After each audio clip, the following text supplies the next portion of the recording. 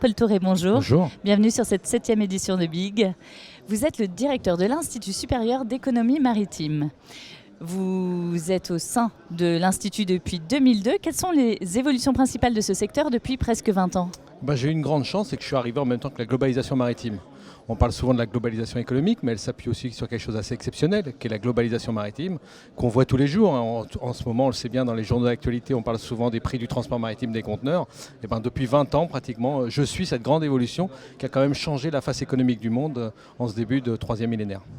Alors comment on fait pour traverser les 20 années comme ça ? Parce que quand il y a des évolutions, il faut soi-même évoluer aussi. Alors, c'est l'avantage, c'est que ce monde change beaucoup, notamment dans le transport maritime. On a connu une grande crise en 2008, on a connu des difficultés dans les années 2010, et puis cette nouvelle crise un petit peu exceptionnelle.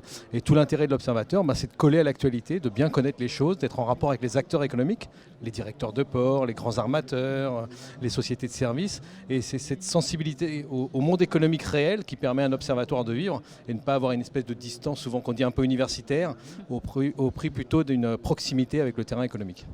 Comment vous faites pour obtenir cette proximité ? Alors évidemment, c'est connaître au jour le jour, lire, travailler sur les dossiers, connaître les choses et puis les rapports personnels. Et j'aime beaucoup l'idée aussi de créer un écosystème de l'observation avec les acteurs économiques, d'être dans une camaraderie, on va dire, qui permet aussi d'avoir des informations. Et l'avantage, c'est que je ne suis pas journaliste. Donc je ne suis pas obligé de faire quelque chose de l'information, je ne suis pas obligé de la retransmettre. Elle s'accumule une sorte de grande machine à laver de l'information et de l'analyse qu'on peut redonner après dans des publications, puisqu'à notre institut, on fait des publications, on peut les voir sur isemar.fr par exemple, sur l'actualité maritime, dans des conférences ou dans des études. C'est un petit peu la différence par exemple avec des journalistes ou avec des consultants aussi qui sont souvent dans l'économie du quotidien.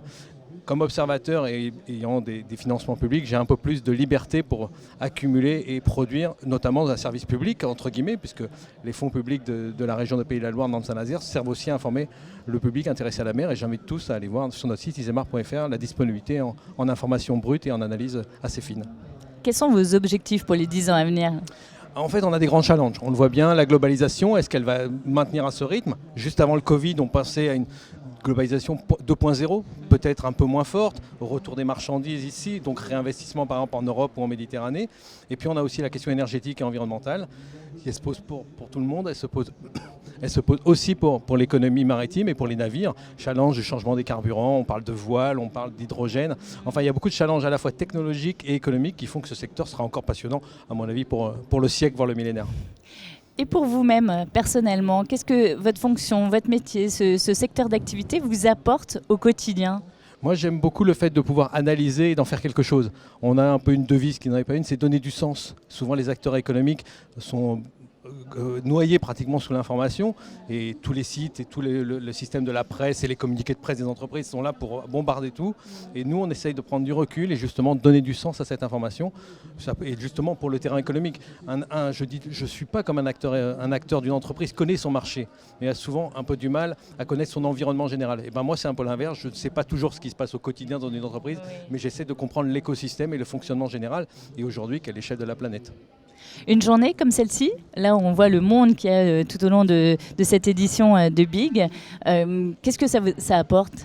Ça montre en tout cas qu'il y a une envie d'investir, c'est-à-dire qu'on est toujours une économie vivante, que justement l'innovation, et le maritime en est la preuve, c'est à la fois la plus vieille industrie du monde, pratiquement depuis la plus haute antiquité on fait du transport maritime, mais il faut tout le temps innover. Et pour innover, il faut investir, donc il faut à la fois des innovateurs, des chefs d'entreprise et des investisseurs. Ça ne change pratiquement pas et c'est le challenge aujourd'hui, et j'allais dire c'est le challenge de la France économique comme du monde maritime français. Merci Paul Je vous en Touré. prie.